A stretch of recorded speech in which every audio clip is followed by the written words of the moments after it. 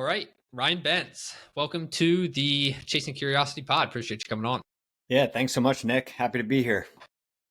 So you decided to walk 2,000 miles from Georgia to Maine. What in the world brought that on? Wow, what a loaded question.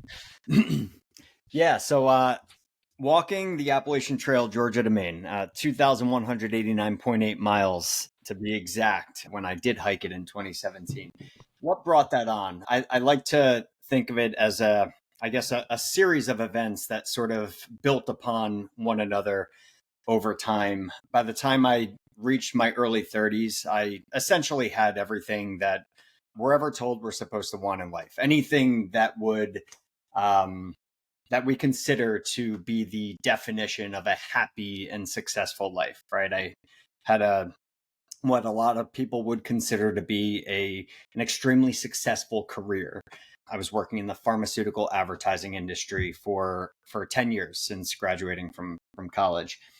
Had a wife, had a beautiful house in a really beautiful town in the heart of New Jersey, and had the college degree. Obviously, I mentioned that. And, I got to this place where I just sort of looked around at everything and I felt a bit disheartened because I had all of these things, but inside I honestly didn't feel happy. I didn't feel happy. I didn't feel fulfilled. And I honestly didn't feel like my life had all that much meaning. And I think largely because of the type of job that I was working, many of those 10 years I had spent working in Manhattan, commuting in and out of New York City, spending some of those nights sleeping on the floor of the office, trying to meet some deadlines. And it all just kind of it came to a head, and my mental health was completely deteriorating. I was just carrying an overwhelming amount of stress. I was highly anxious, and I was really battling daily panic attacks.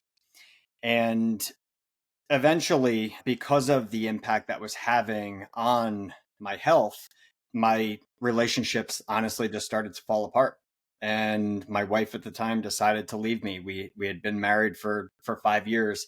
And honestly, for me, that was the final straw, right? When that decision was made, that was when I really decided to take a good hard look in the mirror and take a look at my life holistically, and really try to take back control of my life. Up to that point, I really hadn't been doing anything in terms of self-care or taking care of myself. I was just kind of going through the motions, and I was doing all the things, like I said, that we're supposed to do. And I was hardly ever really paying attention to what was actually going on around me. And probably more important than that, I was hardly paying attention to the things that were actually most important to me in my life.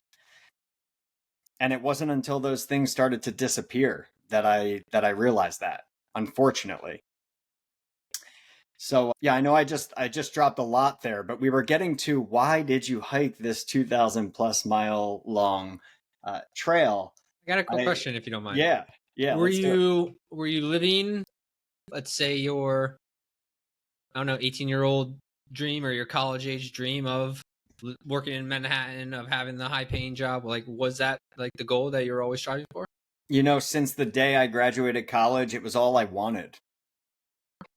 And so it was like, I often, when I reflect on that whole experience and that series of events and that life that I created for those 10 years post college, when it all sort of came to head and I realized how much I was struggling mentally, um, it was all self-inflicted.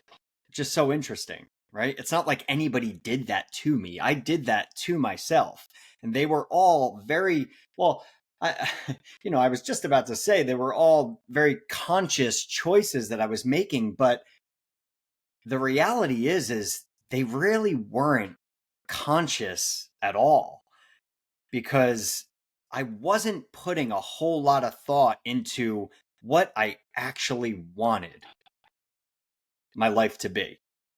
Because if I was, I wouldn't have made those choices. I know that for a fact now, today, looking in hindsight.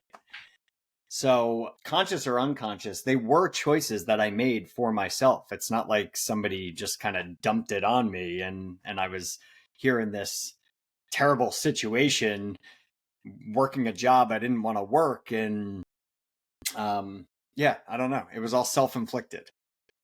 Yeah, it's, as I mentioned before we started recording, very similar to my own story of, doing well in the corporate world and going, even in college, like that was what I wanted to do or what I thought I wanted to do, because the same thing, I never stopped and really like asked myself, what do I want? I follow just, the societal norms of getting a job, climbing the ladder, getting the house, so on and so forth.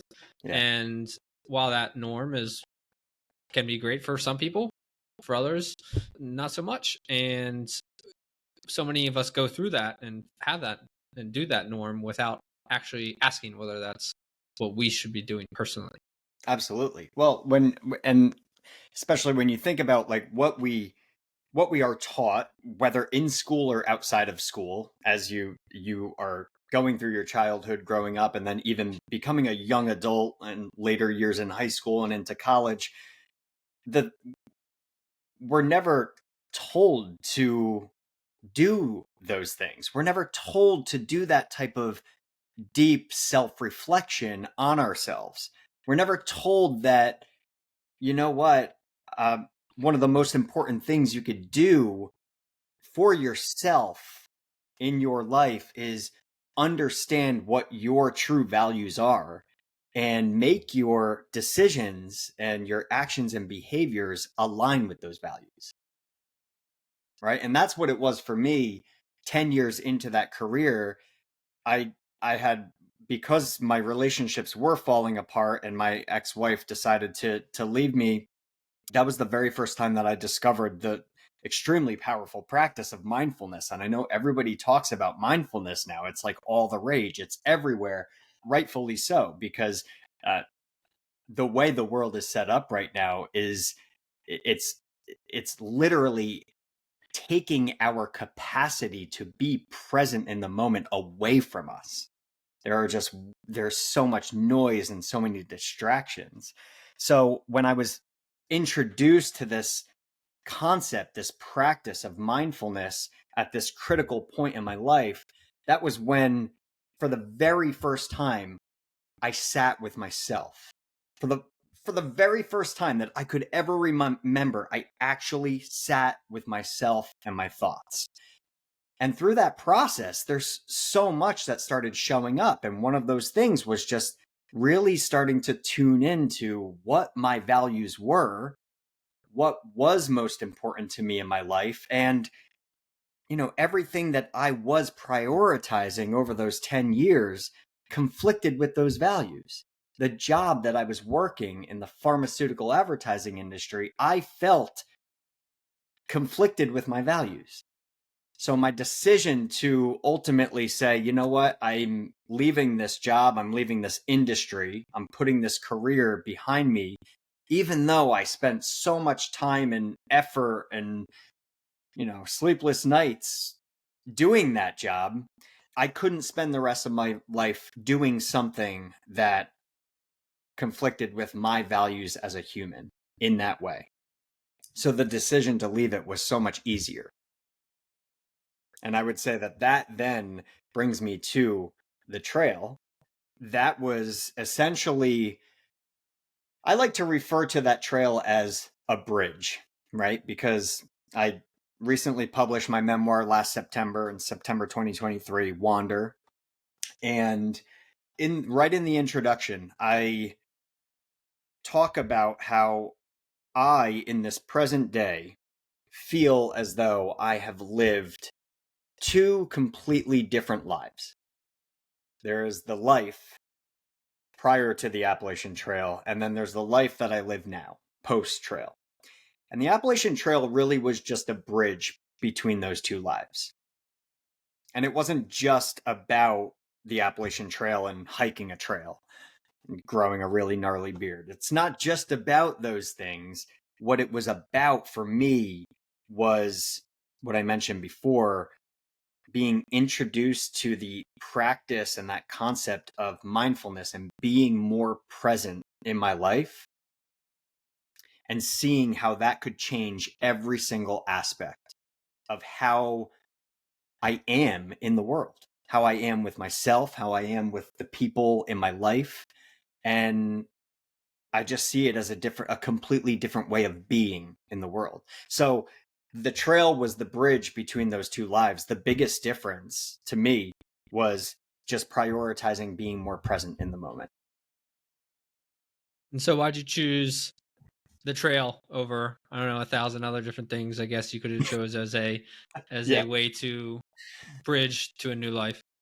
Yeah, I was in a place where I was almost like rediscovering a childhood love for being outside in nature.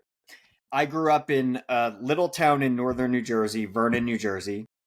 The Appalachian Trail goes right through that town. And growing up there as a kid, I spent a lot of time just wandering those woods. And as I went through the stages and went off to college and graduated college and started working that corporate job, I lost that connection with nature in a big way. I hadn't stepped on a trail. There was probably a time where I had spent, I don't know, 6 or 7 years without stepping on a single trail. So I was in a place of sort of rediscovering that, I would say.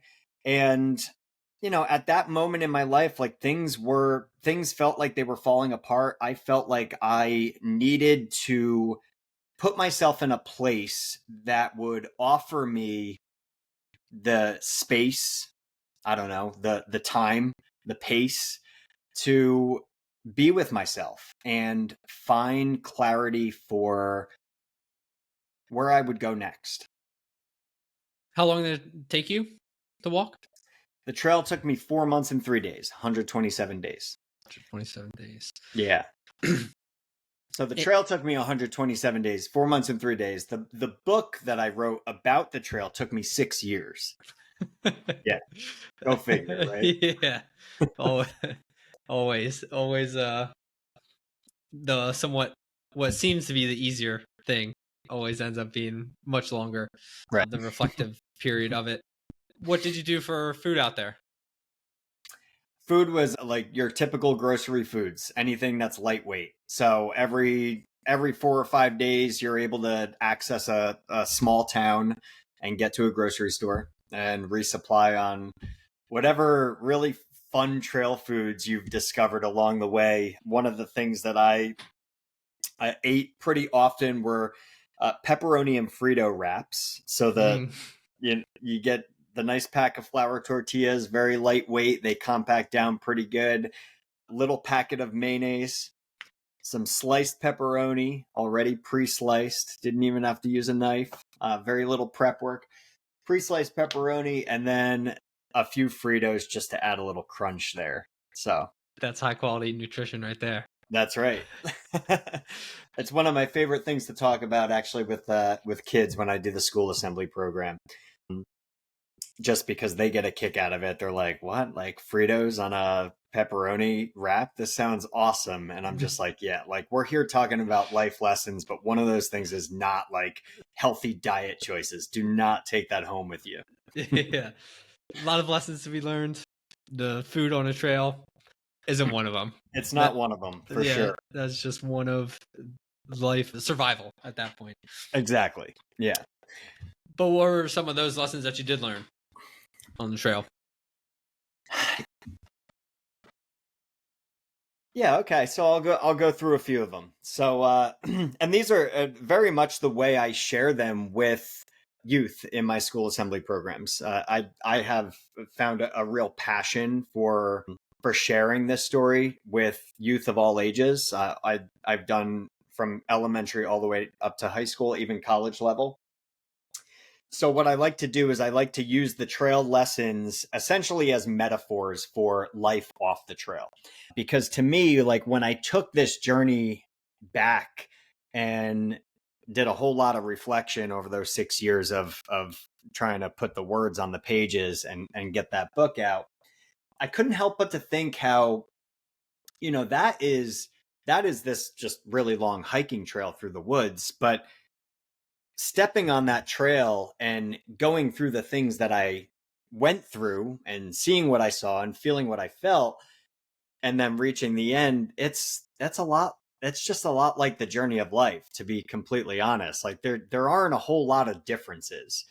So the way I share it with youth is I essentially break the trail down into three important lessons around being courageous, being grateful, and being kind. And when I talk about being courageous, we talk about how what we carry with us actually matters. There is significance in the weight that we put on our backs. And what's interesting is, I show them photos of the pack that I was carrying on the trail, and I even bring the pack in, and some of the kids get to throw it on their back.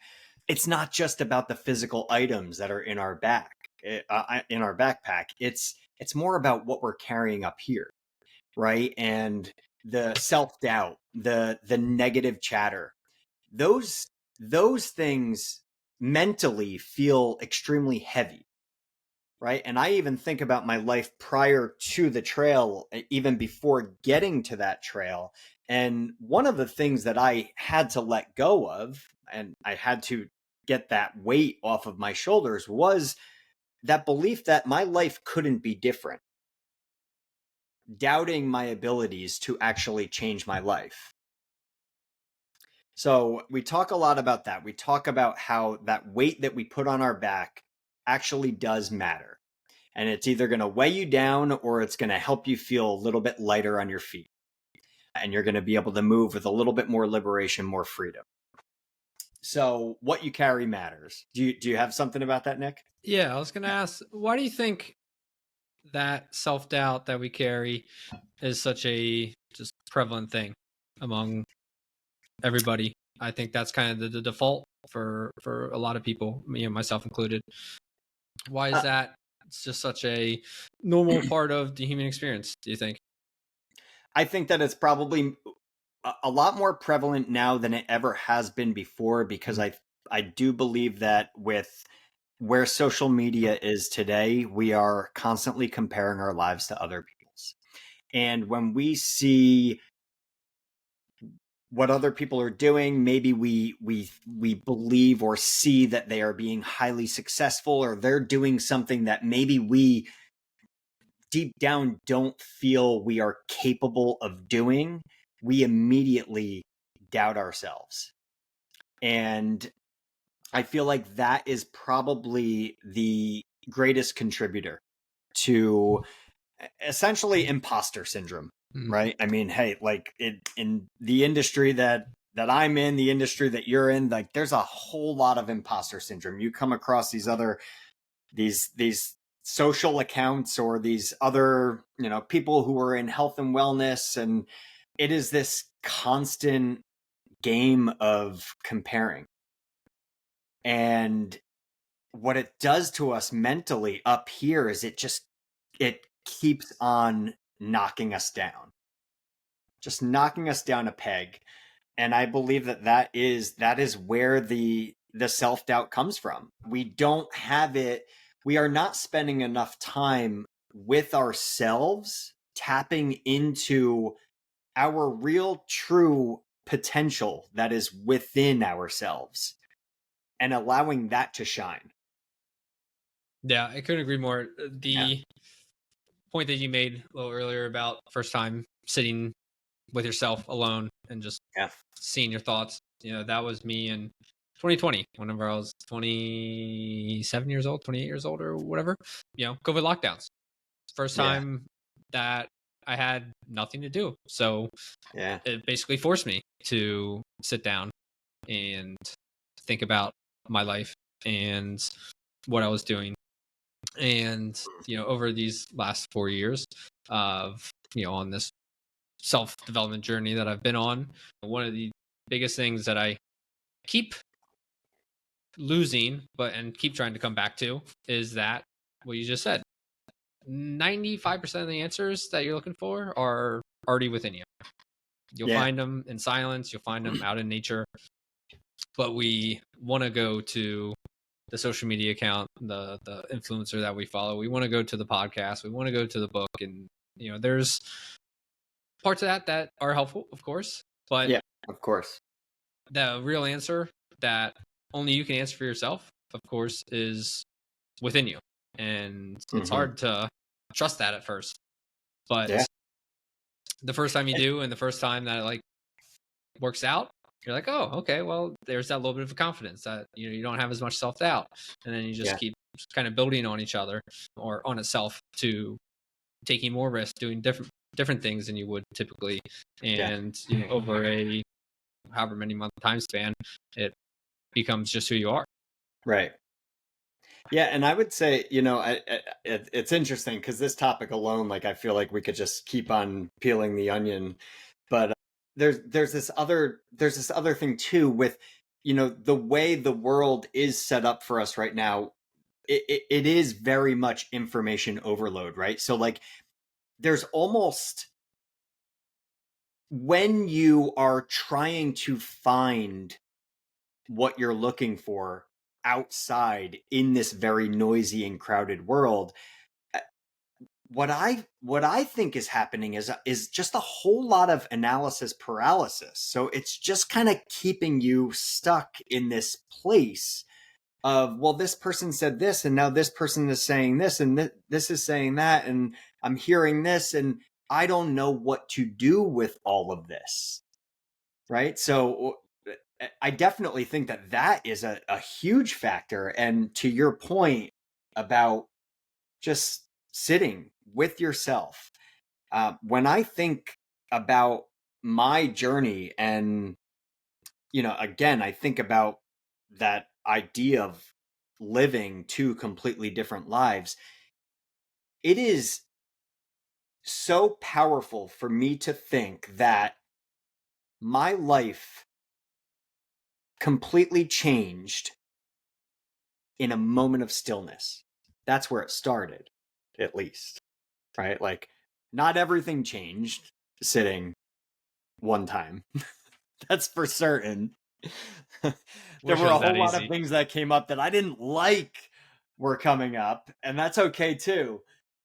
But to think of it that way, that just giving myself that permission to stop, to pause, to breathe. And here's where I landed on the title of my book, to wander, to allow yourself to not know what's coming next. Just be with yourself in this very moment and see what shows up. Maybe hear what shows up. Maybe feel what shows up. Who knows? But just allowing yourself, giving yourself that permission to sit still, to wander. Yeah. Yeah, it's the paradox of choice, where we think more choices, more information is beneficial because we're able to, choose 10 different things, 20 different things, or learn 10 different things, 20 different things. But what that brings is actually, like you said, paralysis analysis, that we're stuck. Where if we just had two choices, it's either yes or no, or it's go left or go right.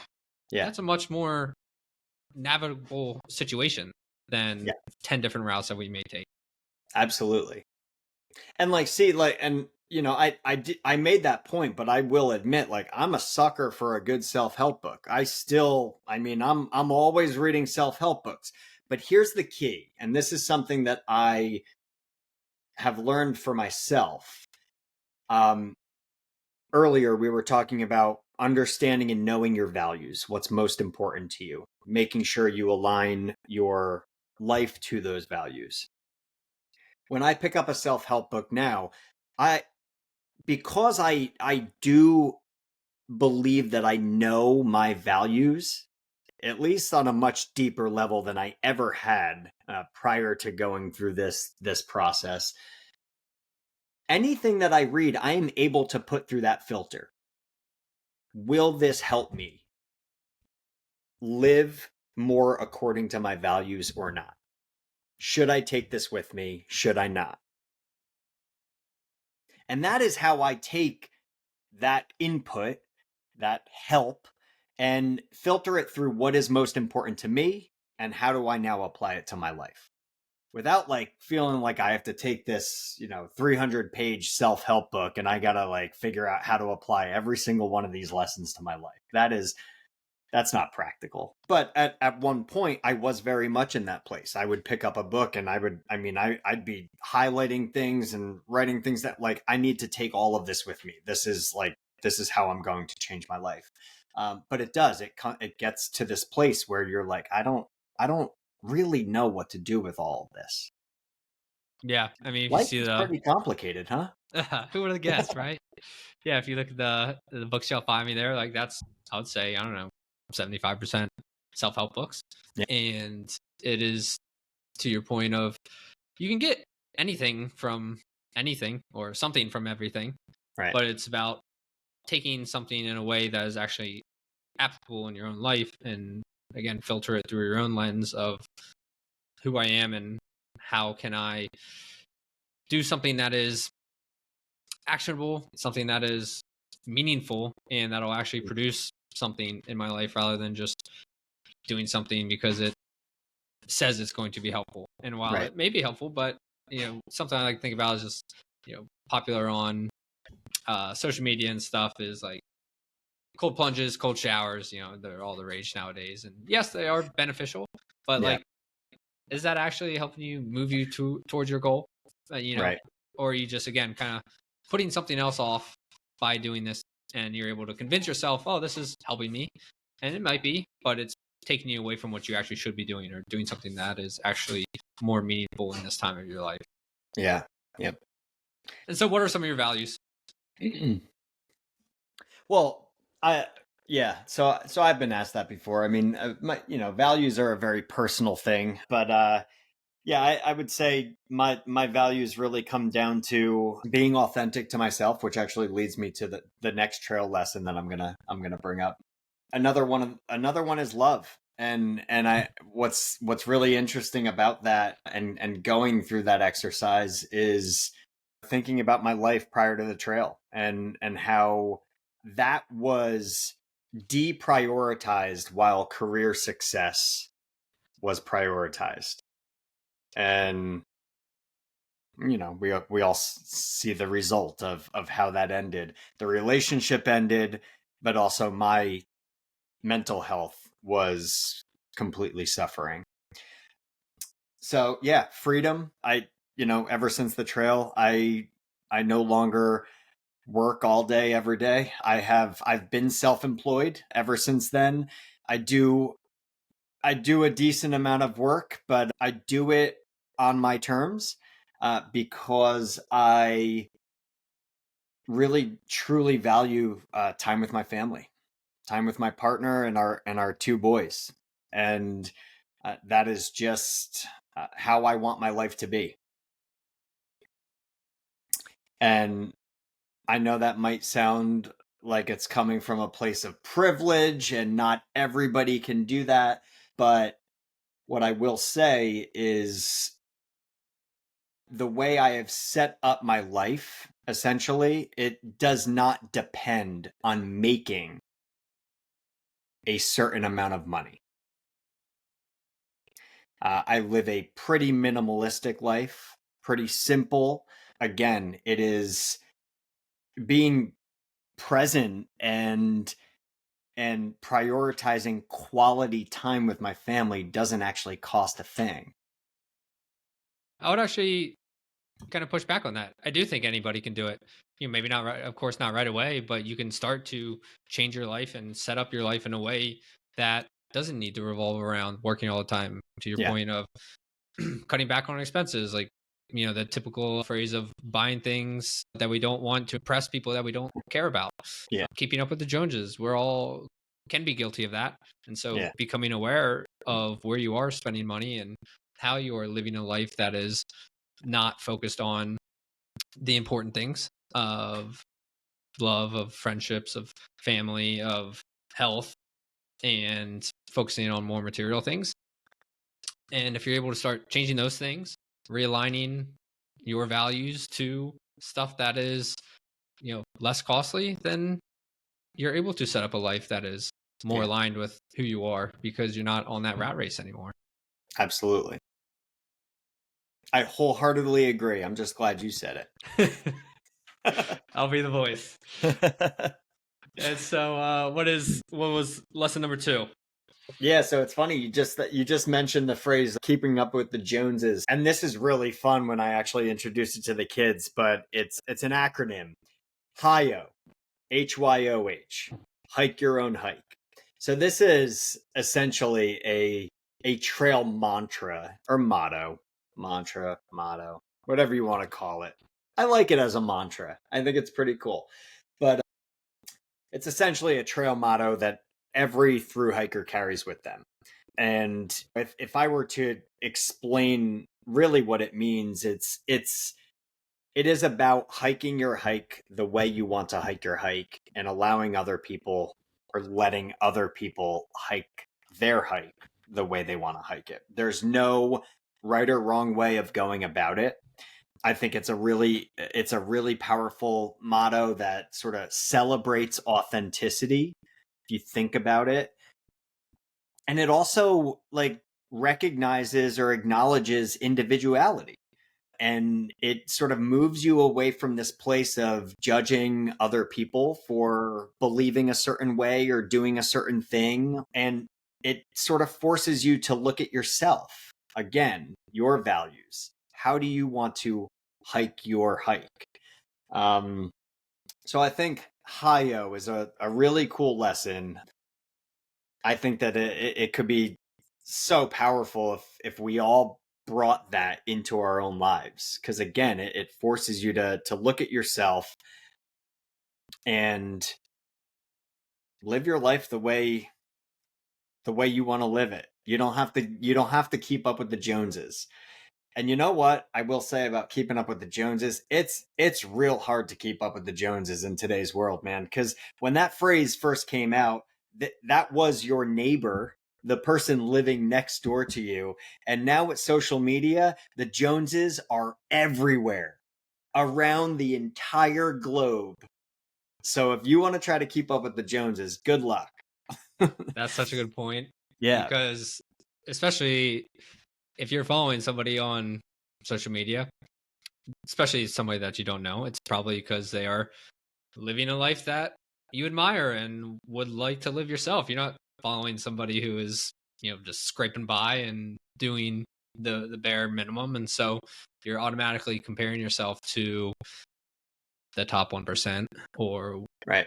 whatever percentage you want to think about. And it is an ultimate losing game because there's always going to be more. There's always going to be somebody doing better. And, Yep.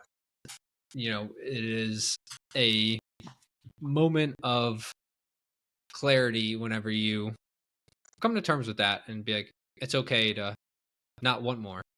A idea that I like that I heard the other day is we all look for observable metrics or want to maximize our observable metrics while undermine hidden metrics. So what that means is, observable metrics, higher salary, Yep. better paying or better title, bigger house, better car, so on and so forth. Yep. And the hidden metrics are the things we talked about earlier: spending time with family and friends, people that you care about, your health. And we tell ourselves we're going to maximize these observable metrics for one day in the future. We're going to be able to maximize the hidden metrics, when in reality, we can maximize those hidden metrics now if we just stop caring so much about the observable metrics. Right. But just the game of comparison keeps us in the game of trying to keep up, keeps us in the rat race and the wheel of buying more things. So we need to keep the high paying job to be able to afford all these things. And it is a never-ending race unless you decide to quit it yourself. Yeah. Yeah, and what's interesting about that is, I thinking about like where I was and the path that I was on. Like I'm convinced if I kept my focus on those more observable metrics years down the road, man, like I probably wouldn't even be around for those hidden metrics, or I mean, I don't know, the what stress does to the body. I don't know. I don't think I would have been in a very good place to give those hidden metrics the attention that they actually deserve. How long were you, how do I want to ask this? How long were you struggling before you really realized how much you were struggling, if that makes sense? Yeah, it's a really good question. I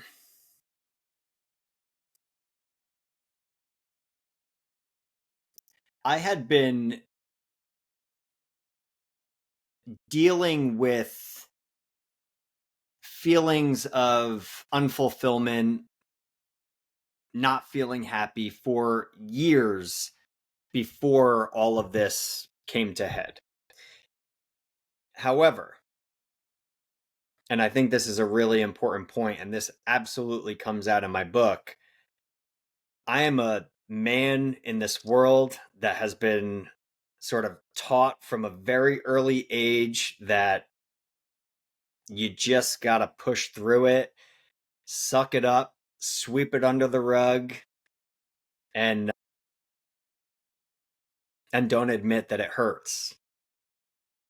Don't admit that it hurts. You get hit by that pitch, don't rub it, man. Don't show that pitcher that he just hurt you. So it had been years. And I talk about this in my book. This idea of getting honest with myself and allowing myself to be vulnerable in those ways and to actually talk about how I was feeling to other humans. That, other than sitting still and starting a meditation practice, that is probably the second most important thing, maybe first. I don't want to rank them because they're both so important. I'm not ranking them. I take that back. Such an incredibly important and powerful part of my journey was allowing myself to say, you know what, I'm not good. Very similar for myself, so I can relate to that a lot. It was probably 4 years that I was really struggling before I ever told anybody about anything that I was struggling with. Pretty much right after college, I had started out with like body dysmorphia and just like really not liking how I looked. And so I was like, I'm going to get shredded. I'm going to get super lean, get a six pack, and that'll solve all my problems. And guess what? It did it. But accomplished it. I accomplished that goal. And again, didn't solve all my problems, and it ended up going the complete opposite way. And then it developed binge eating disorder and gained 50 pounds afterwards, and just had no control over what I was eating. And again, wouldn't tell anybody anything about this.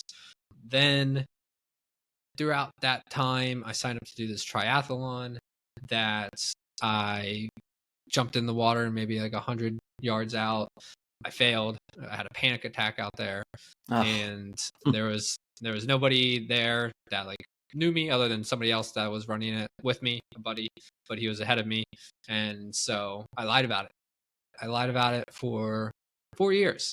I had told everybody that my tire popped on the bike portion because I couldn't look myself in the mirror and tell myself that I was a failure, that I had this panic attack, that an athlete was like my entire existence growing up. And so to fail at something athletic and be seen as a loser in my own eyes, I just couldn't bear it.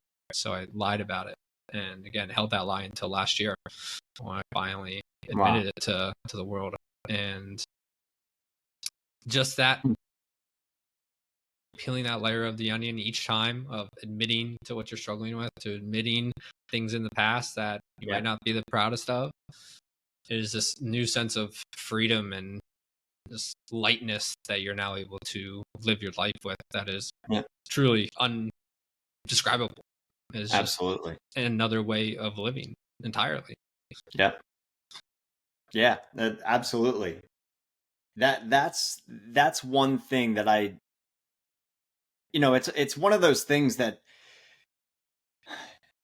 the first time you actually do it and you feel it, you sort of lift this veil, and then you like never go back, because you experience what that actually feels like to just be honest and vulnerable, and it just allows you to like actually be human, like really human. So that shows up in that vulnerability shows up in my life all the time. I mean, I'm a real emotional guy. Like seeing my kids growing up, like I mean, it's at least once a day now where like someone catches me crying and I'm just like, I don't know why, but it's okay. I'm just doing it.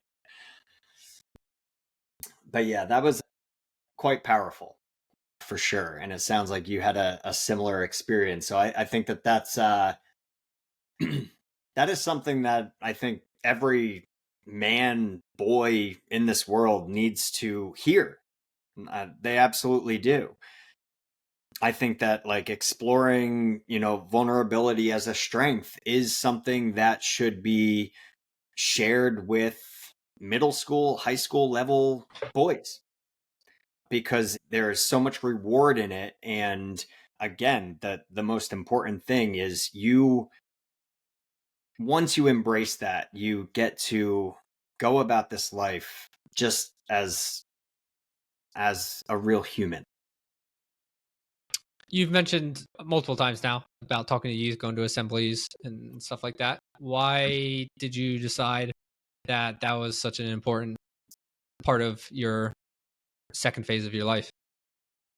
Yeah, so I'm going to take you back to the trail for a lesson here, because I think that sort of sets the stage for how I ultimately made that decision. I had mentioned earlier about breaking the trail out into essentially 3 parts around courage, gratitude, kindness. That kindness part is where I share stories of trail angels. So a trail angel is a complete stranger who performs a random act of kindness for a hiker to help them along in their journey. They want nothing at all in return. They just want to help somebody take the next step, whether they're having a good day, a bad day. And also, it doesn't matter where they came from, what their beliefs are, politically, religion, it doesn't matter. They just choose to be kind to everybody. And that is a trail angel. Absolutely beautiful people. I had so many encounters with trail angels all the way from Georgia to Maine. I like to say that I went out to hike that trail alone, but I was hardly ever alone. And I think that it is very much something to think about when we think about not just the trail, but also our life journey, is that there are always people willing to help. Nobody, to the point we were just making, nobody has to feel like they have to do this on their own. And if you're struggling, there is always someone that is willing to lend a hand and help.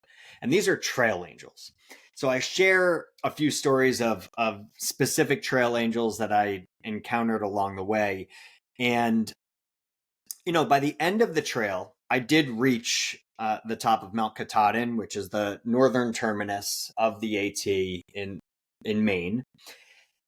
And I honestly don't know if I ever would have arrived in that place without all of the help that I did receive from trail angels.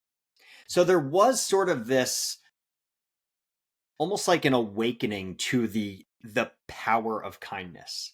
Now, I know, like, this sounds like super basic. Like when we're kids, I have a 2.5-year-old and I read books about kindness to him all the time. Like, we are told from a very early age to be kind, of course. But somewhere along the way, like, as we like grow into adults, like, I don't know. I don't know about you, but I sort of lost sight of making that a priority, right? Like, I was so wrapped up in all of the things I was doing, whether they were good or bad or in line with my values or not. I was just so wrapped up that I was never actually going out of my way to be of service to someone else in some way. So I know it sounds basic, but having those encounters with trail angels really opened my eyes to how powerful kindness can be in terms of changing the trajectory of someone's journey in such a positive way. So when I finished that trail, and I'm getting to your question now, when I finished that trail, I simply asked myself, how can I be a trail angel for other people off of the trail? And there's a lot of ways, obviously. Publishing my book is one way. That's one way to reach the masses and share these very important lessons that I did learn along that journey, pre-trail, during trail, and post-trail. But one thing that I kept on coming back to, and this definitely ties into what we were talking about earlier with social media, but the one thing I keep on coming back to is the state of youth mental health. And to me, it, even thinking about it and talking about it, literally brings me to tears. So if I start crying right now, Nick, it's okay. Just let it happen. But the state of youth mental health is so incredibly sad. And these are kids that are living in a world where they don't know anything other than social media. They have it essentially in their pocket from a very early age, which is very different than how I grew up. So when I talk to groups of kids, I admit to them, I say, listen, I cannot pretend to know what it is like being you at your age in this world today. I simply cannot pretend to know that because the world is so incredibly different. But where I can relate to you is how I was feeling a few years ago when my mental health was deteriorating, when I felt completely stuck, when I felt like I felt completely lost and I didn't know how to get out of it. I didn't know how to cope with all of that. That is where I can relate to what a lot of you are feeling right now. If I'm in a room with, say, 300 students, almost half of them are dealing with some mental health issue. Now that's crazy. That's crazy to think. And it's, like I said, it's so sad to think that so many kids are dealing with this. And I do think that they need to be approached with more empathy because these problems that they are facing are problems that we as adults have created. We've created this world for them to grow up in. So I do think we need to approach them with more empathy and get on their page and just talk to them honestly about strategies and ways of improving their mental health. And I wholeheartedly believe that mindfulness and being present is a huge part of that. and also getting outside in nature. So there's the whole adventure part that comes into play. I didn't cry. You did well. You held it together.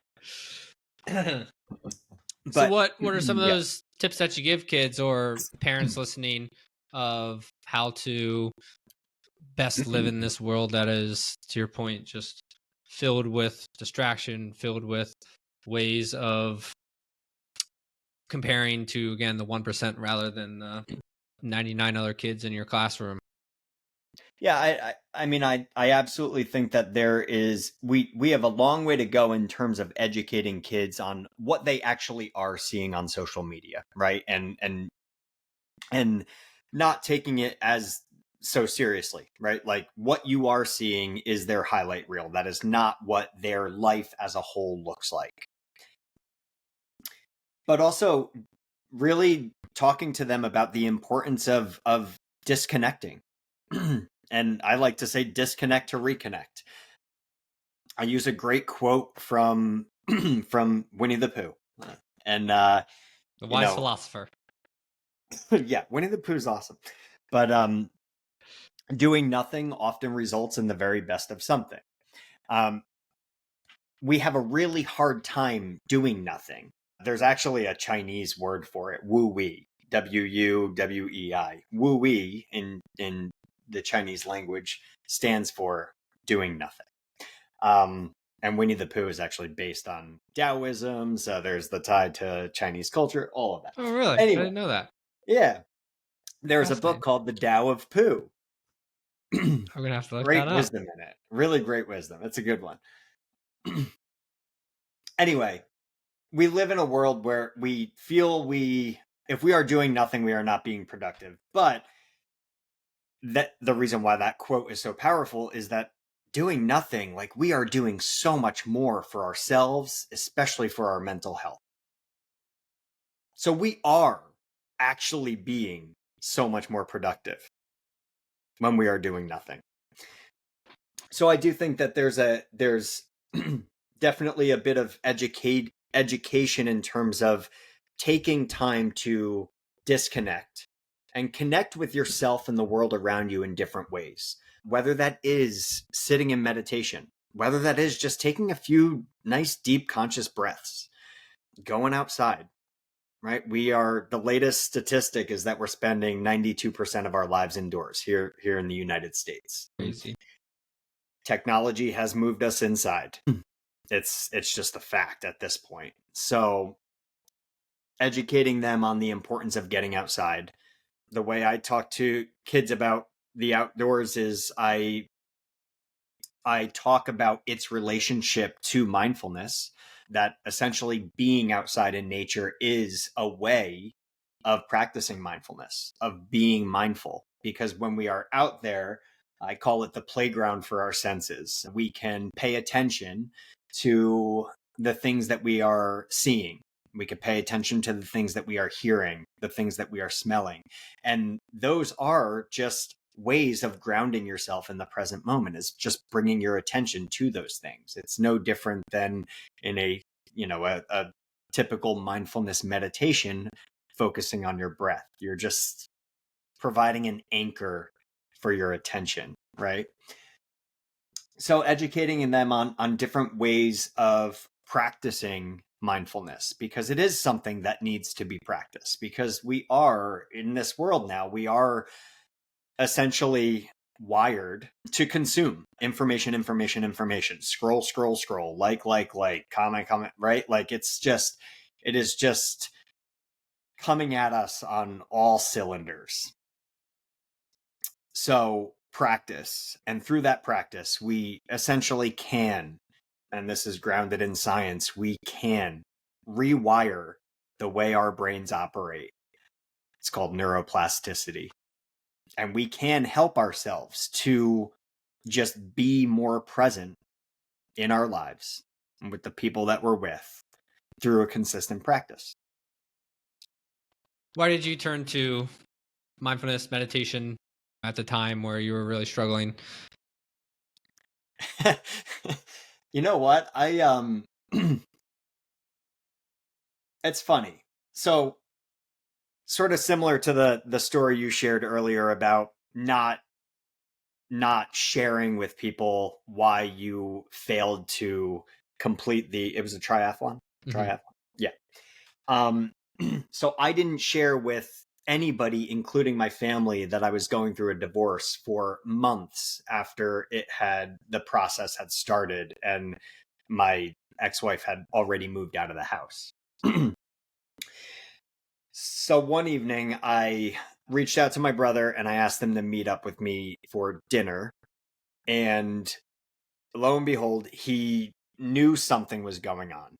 Us getting together for dinner just in that way was a little bit different. So he suspected that something was going on. And we sat down at the diner.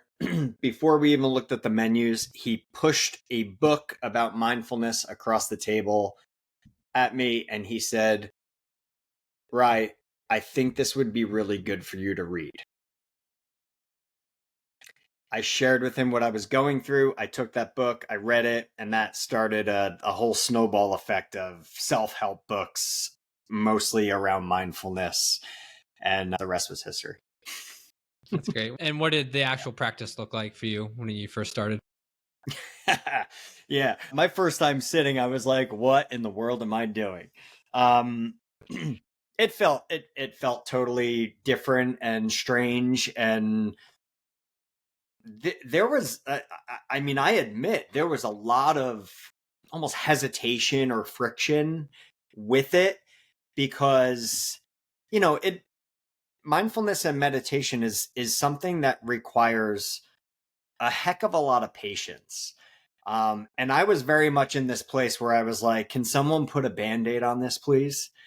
So, at first I'm sitting every day and I'm very much in my head about like, well, am I even doing this right? I don't feel any different. Not like what's going on here. So it really was just a process of just continue to show up. Just continue to show up every single day, at least for a little bit. And it's just like, I think what's so interesting about it, and it's probably the reason why there is so much pushback with starting a practice with a lot of people. After the trail, I went into coaching and a lot of the clients that I worked with, there was an immediate like, I can't meditate. I can't do that. Like, that's not me. So there's a lot of pushback on it. Where was I going with that? Yeah, I know where I was going with that. The thing about mindfulness, it's not like, I like to refer to it as like the gym for your brain. But when you go to the gym and I don't know, let's say you bench press every day or every other day, like your pecs are going to show it. You're going to stand in front of the mirror and be like, yeah, I'm working out. This is pretty cool. When you go to the gym for your brain and you start practicing mindfulness consistently, you can't stand in front of a mirror and see anything necessarily, right? It is such a felt experience. And the amount of time it takes for you to actually start to feel something or feel different is different for everybody, right? Because we're all coming at the practice from a completely different place.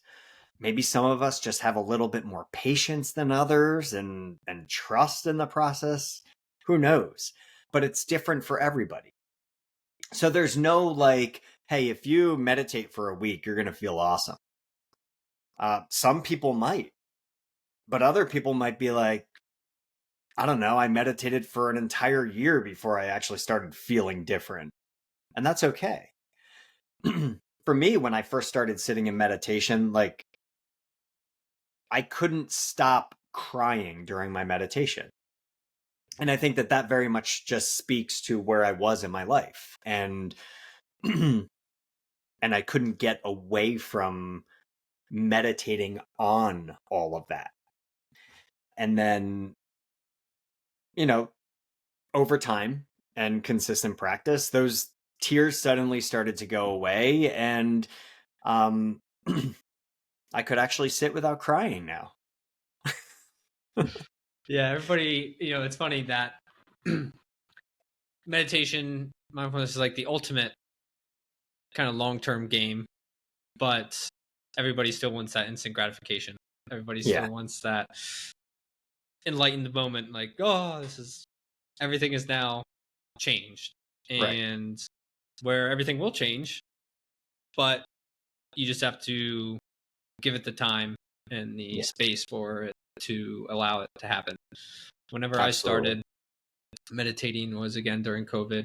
It was just, I have nothing else to do, and I've heard this is good and can help people, so figured might as well give it a try. And I told myself I'd do it every day for 60 days, and I just downloaded like the Calm app and did 10, 15 minutes every single day, Nice. and ended up doing it every day for like 6 months. And there was never a moment of bliss, of enlightenment, but slowly over time, you develop the self awareness, you develop Hmm. just more presence, and you start to see yourself in a different manner. You start to see the world in a different manner, Yeah, and that ultimately carries out into your actions on a day-to-day basis exactly. and how you live your life. And so, without even trying or without even forcing it, everything starts to change in a Right. extremely powerful way. Yeah. And to your point of like Mm. everybody looking for, oh, I can't, or saying I can't do this, oh, that's not me.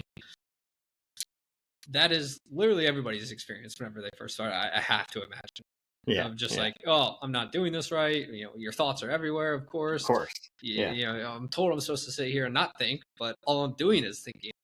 And I forget Mm. where I heard it, but it was like, in order to finally not think, is you have to think all the thoughts that you are not consciously thinking about, that is kind of ruminating in the subconscious, and you Mm. have to let all that stuff out. Yeah. And at first it's kind of like you're just daily, oh, why am I doing this is kind of stupid, blah blah blah, and then it starts to think about things that you haven't thought about in a long time, and brings up stuff that you didn't even realize that you still thought about, Yeah. again, subconsciously. And so you have to kind of wring out all of the old thoughts in order to have this fresh cloth that you can then you know build Yeah. a new life on. Yeah. Yeah. Two things. You, you had mentioned that moment of bliss or enlightenment. I think what's interesting about that is, even if you are to want to embark on that journey, that mindfulness journey, to see that almost as an outcome almost flies in the face. Not almost, it flies in the face of what the practice is intended to do in the first place, right? So like, it wanting to do it should not necessarily be goal oriented. Like, you should not want to do it because you want to feel more calm. You should not do it because you want to find that moment of enlightenment. You should want to do it because you just want to be present in any given moment. Right. And I think you nailed it when you said that, like, with a consistent practice, you then start to just see that sense of presence showing up in your everyday life in so many different ways.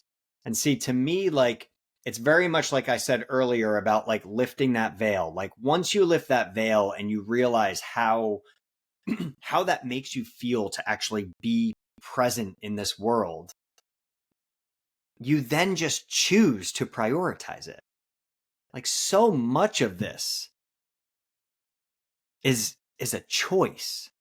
It is a choice that we like. That is like, technology can evolve, like all these things in the world can happen. The one thing that can never be taken away from us as humans is our ability to choose how we want to be. 100%. Yeah. 100%. I always tell my clients, or just anybody who when I'm more focused in like the health and fitness realm, of when they're, say, oh, I have bad genetics, hold excess weight, blah, blah, blah. And it's like, yeah, well, genes might make you more prone to something per se, but it is ultimately the lifestyle, the choices that you make will determine the outcome. 99% of the time. Of course, there's outliers and everything, but everything always comes back to choice. Right. And so, Ryan, really appreciate you coming on. This was awesome. I have a final question that I ask all guests, which is, what is your why? Why do you do what you do?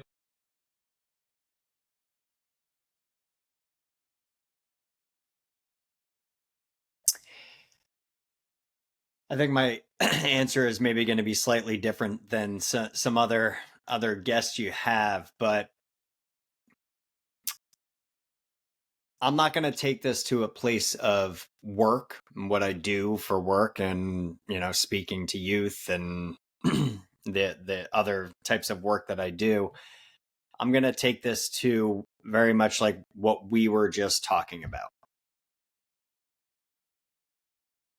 Because why I do what I do, I would say what I do is I try to wake up every single day with the intention of just being as present as I possibly can. And I do that because it makes me feel good about myself. I feel like I am just literally wringing every single ounce of joy I possibly can out of this life, out of this journey. But it's also for my family. It's for my partner, my 2 boys. I know that if I wake up every single day and I set that intention to be present,